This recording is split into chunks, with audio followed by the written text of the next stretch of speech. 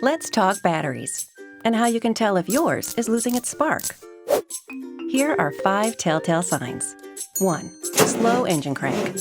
You know the sound. 2. Indicator lights. The battery or check engine symbols may pop on. 3. A bloated battery. This could be a sign of overcharging or heat damage. 4. Corrosion, stains, and/or a stinky, rotten egg smell. This points to a leak. And 5. Age. If your battery is 4 or 5 years old, you should be prepared for problems. Bottom line, there are many factors that can shorten the life of your vehicle's vital power source. Heat can cause fluids to evaporate. Vibration can damage internal plates. Short, frequent trips can prevent full charging. And today's tablets, phones, GPS units, and more can all shorten battery life. A weak battery puts extra strain on your entire charging system. And a dead battery? Well, that's one of the most common problems for drivers. So hey, get your battery tested.